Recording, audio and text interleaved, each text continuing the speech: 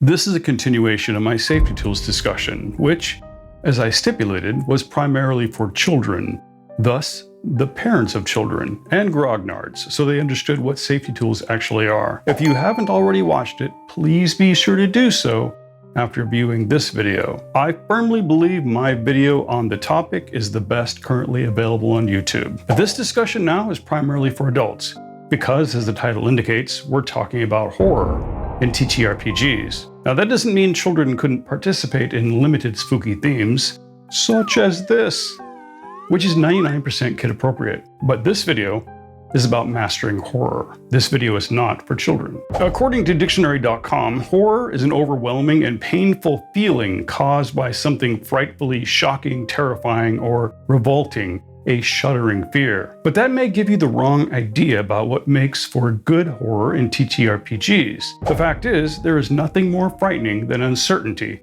the unknown lurking in the darkness of the imagination. The demons each individual may conjure within their own minds are far more horrifying than anything even the best storyteller may create for you. This video may offer the best assistance to those using the Ravenloft setting in D&D or one of any number of other TTRPGs that are specific to the horror genre. These examples might include, but are not limited to, the Call of Cthulhu RPG, Vampire the Masquerade, World of Darkness, Delta Green, Dread, which is a personal favorite of mine, which is great for a one-shot with friends. It uses a Jenga tower instead of dice, and if the tower collapses, bad stuff happens. There's also Cult, Divinity Lost, Shadow of the Demon Lord, 10 Candles, GURPS Horror, and of course Critical Role's new TTRPG, Candela Obscura, just to name a few. If I am your game master for a horror-themed adventure, my first step, what you might call a session 0, is to ensure that every adult at the table understands and consents to the genre and everything that it entails. I'll want to know if there are any specific themes or topics within the genre that each participant absolutely does not wish to engage with. This usually isn't going to be an issue for me given how I treat the subject, but it's always nice to ask first. Next, I'll ask each player what their favorite and most disliked horror movies are and why. I can use this information to help tailor the encounters and story I am offering for the group. My job isn't to shove grotesque traumatic violence in your face. That's juvenile and unimaginative. My job is to hint at something terrible and let each player fill in the blanks. Blood trails, as if a body had been dragged out of the room. A long dead corpse missing its eyes. The sight and smell of blood on the walls. Perhaps distant, terrifying screams. When presented carefully and purposely, your own imagination will do the heavy lifting. No X card needed, unless you're going to be X carding yourself. How about using a player's own fears against them? Well, that's very tricky, and I'll discuss it later. But if, for example, a player is really afraid of spiders, I don't need to force feed them spiders up close and personal, but with their consent, how about hints in the shadows on the wall? Is that a spider you see? You can't be sure. And that should be enough to create the necessary degree of unease. A game master is generally required to provide great descriptions. The game master must become a player's character's 5 senses, perhaps 6 if you believe in that type of thing.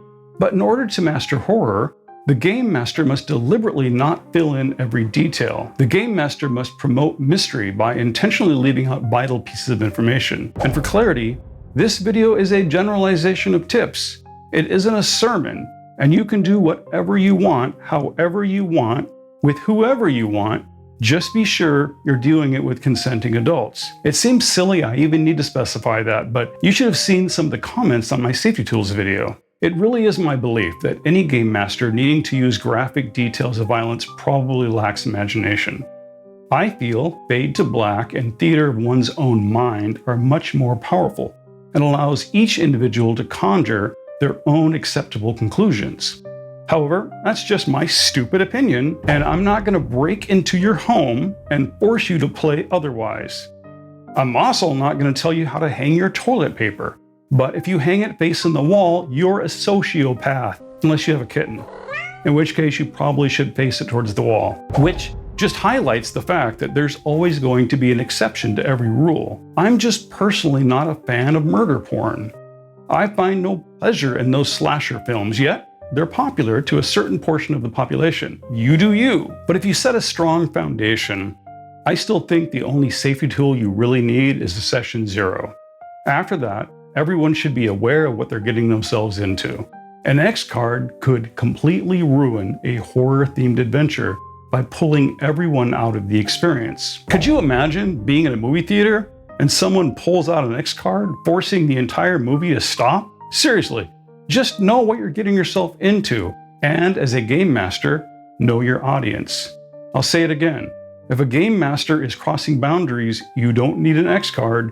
You need to get up and leave. Find a different group. You don't want to end up posting about a horrible experience on Reddit's RPG horror stories. And if something in a TTRPG is causing you real emotional distress, and it really isn't just a jerk of a DM, that X card isn't a substitute for therapy. But again, as I said in my safety tools video, I got bullied as a child for being very sensitive, so I'm not going to judge another person's level of acceptable violence now. You do you. Just be aware that a horror-themed adventure is often going to focus on challenging the players themselves rather than just their characters. The players will have their own emotions put to the test, and this can be a difficult line to walk. It requires skill and nuance.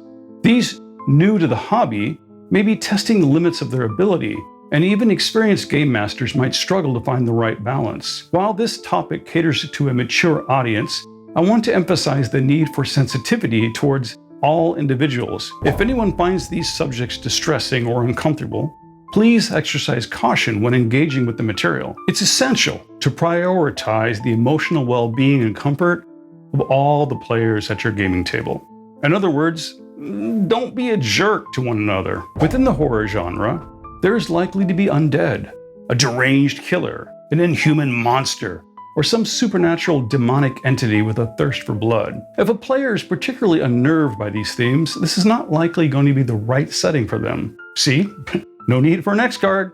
Just don't play in this genre if it isn't appropriate for you. It may be of no surprise that I have a deep affinity for gothic horror. In fact, when I'm not designing content for TTRPGs, or playing TTRPGs, or talking to my friends about TTRPGs, or making videos about TTRPGs, I'm a professional paranormal investigator and small business owner who teaches our guests from around the world about occult research, alleged paranormal activity, and spiritualist history. So naturally, this inclination seeps into my tabletop role-playing games as well.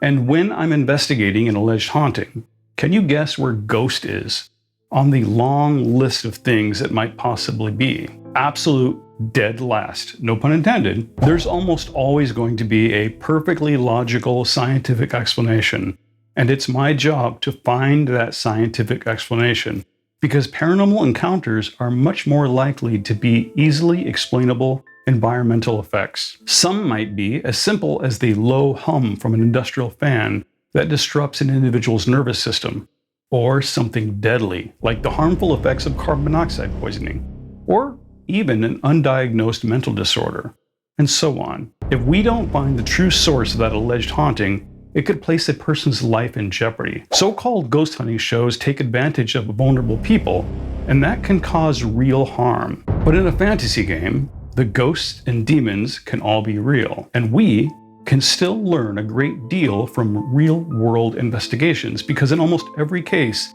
the so-called hauntings are the product of overactive imaginations coupled with a fear of the unknown. When crafting a horror-themed adventure, our goal is to use that fear of the unknown, while also ensuring the participants don't feel overwhelmed or completely helpless. This task becomes even more complex when working with the 5th edition rule set for Dungeons & Dragons, as this version of the game doesn't inherently pose much of a threat to the lives of players' characters. To make matters worse, some gamers seek to focus less on ROLE and more on the ROLL of TTRPGs, creating optimized builds.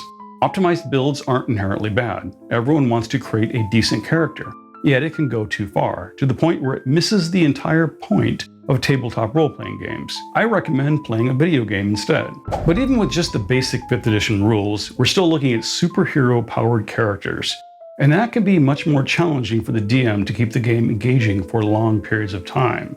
As an example, just try running a horror-themed adventure with this. Aha! You thought I only had this one. And yet, there's an entire horror genre within comic books, so it's not impossible.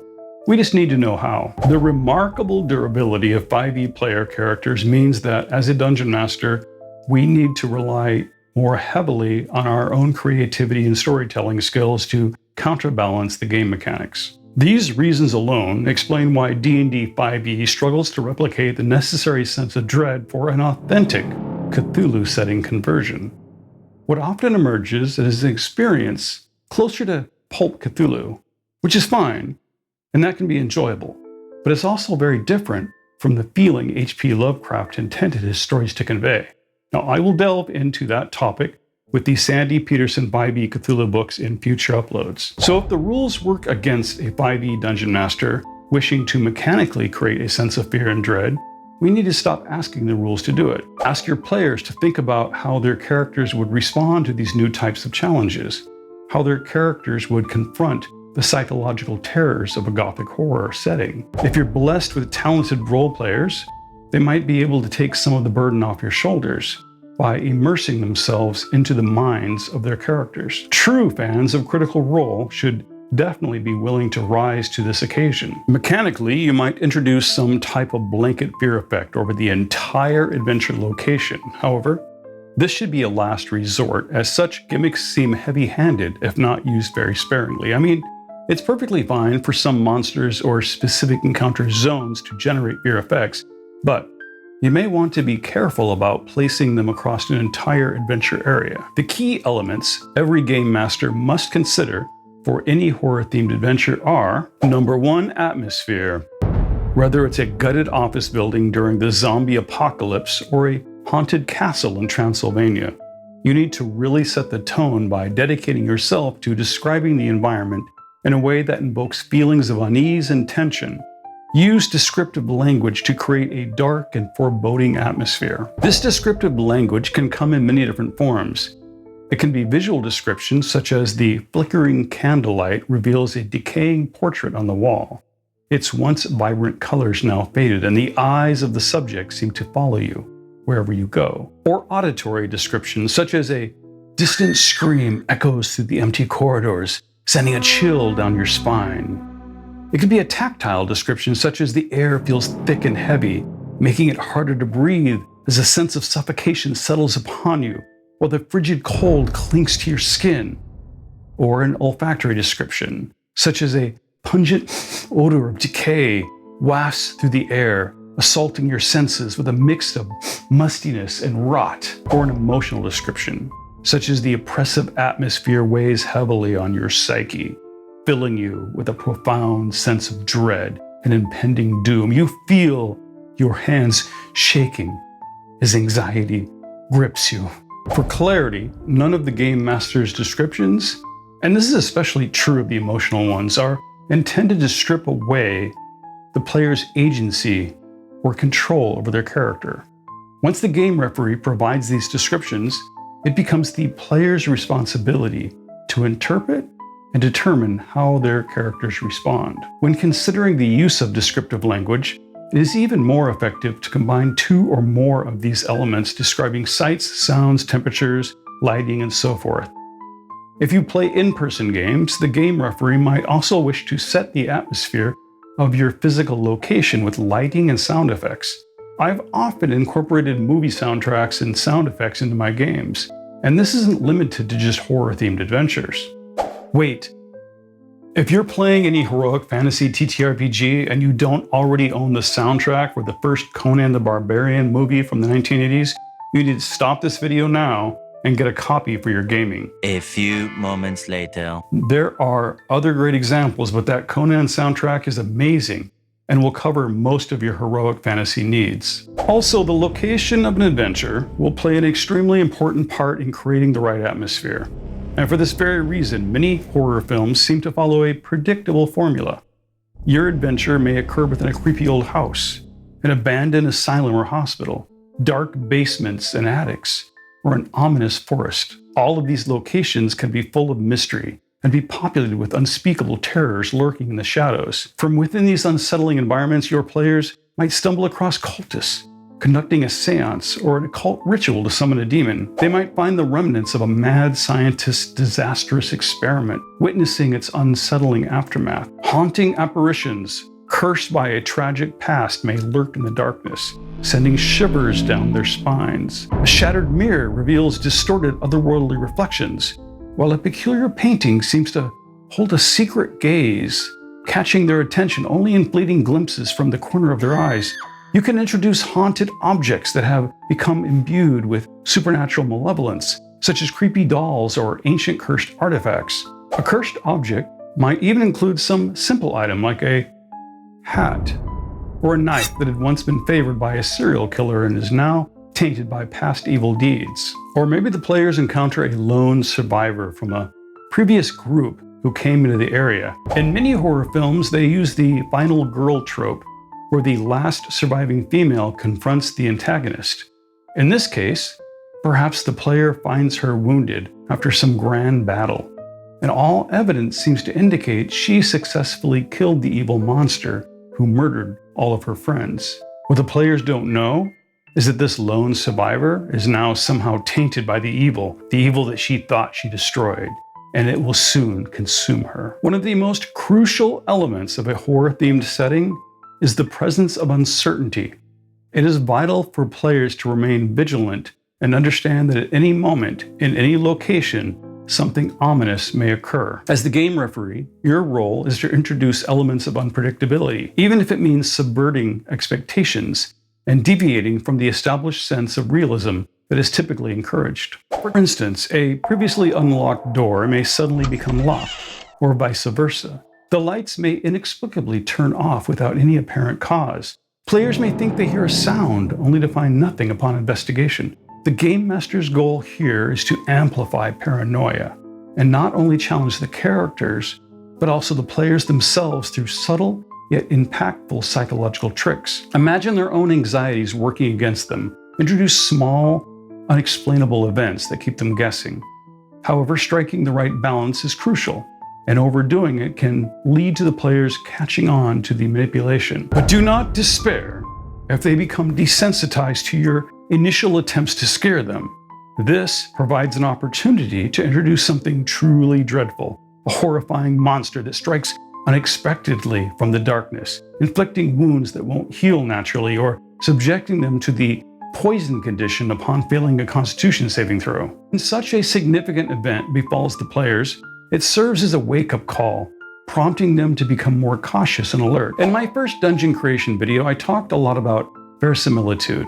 When running a horror-themed adventure, you have permission to throw some of that out the window. You want to create uncertainty, and once the action gets going, the players should find themselves questioning everything. If you've never seen it, go watch Bruce Campbell in Evil Dead 2. The scene where the camera follows him through this small cabin, hall after hall, room after room. He is obviously in a much larger location than the exterior of the cabin suggests. Another fun and useful trick is to take a creature well known to the players and give it additional abilities, resistances, and a different physical appearance. Unexpected abilities, resistances, and special powers can have your players really questioning what is happening, and even small alterations are enough to add mystery to the adventure. Undead are obviously perfect for a horror-themed adventure. You can take what at first glance just seems to be a regular D&D type zombie and give it strange new powers, and you suddenly have something entirely fresh.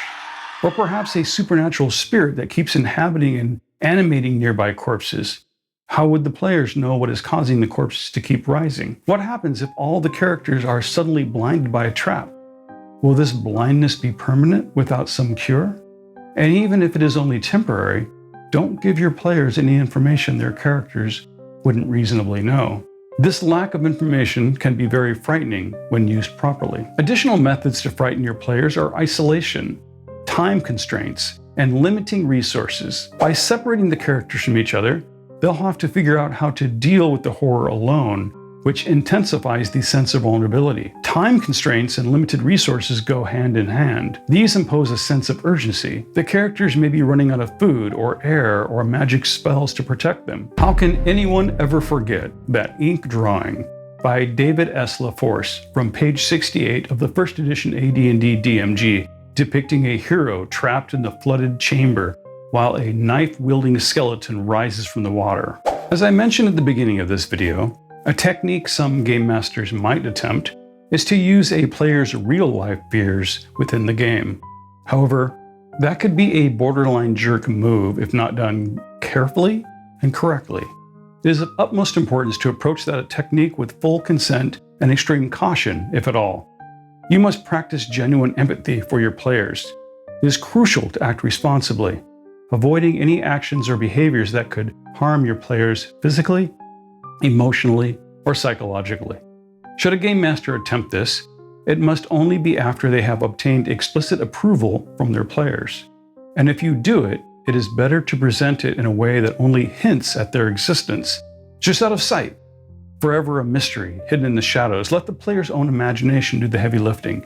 Be careful, though, unless you possess the professional qualifications of a licensed therapist. Mishandling this approach could have severe consequences and potentially alienate players. Prioritize the well-being and enjoyment of all participants, ensuring that the game remains a positive and inclusive experience. Please remember that the emotional safety and comfort of your players should always take precedence over any narrative or thematic considerations. TTRPGs can be therapeutic, but they aren't therapy. Our main purpose is to enjoy ourselves, and nobody should ever have anything in-game forced on them that makes them uncomfortable. Intentionally seeking to terrorize your players is just a real jerk thing to do, and you're a bad DM if you try. It is vital to acknowledge that the topics discussed here are mature themes, and imperative that none of these tactics ever be employed against children under any circumstances. In every TTRPG, it is crucial to prioritize age-appropriate content and ensure that all players, especially younger ones, feel safe, comfortable, and engaged throughout their gaming sessions. I sincerely hope that this information has provided you with valuable insights and strategies. As always, I'm your host Aten here at We Love TTRPGs, and you can help support the channel by letting me know in the comments why I'm an idiot for telling you how to run your games. But while you're down there hate posting, please don't forget to stab the like button like Mike Myers stabs those people from the 80s engaging in premarital relations. And if this is your first time here, please subscribe and turn on notifications, or don't turn on notifications. It really doesn't matter since most of us have notifications turned off anyway, right? Thanks for watching. In the shadows deep where whispers lie, a presence lingers unseen to the eye. Footsteps echo but no one's near, a chilling sensation filling with fear. Eyes in the darkness watching with glee as you wander alone uneasily.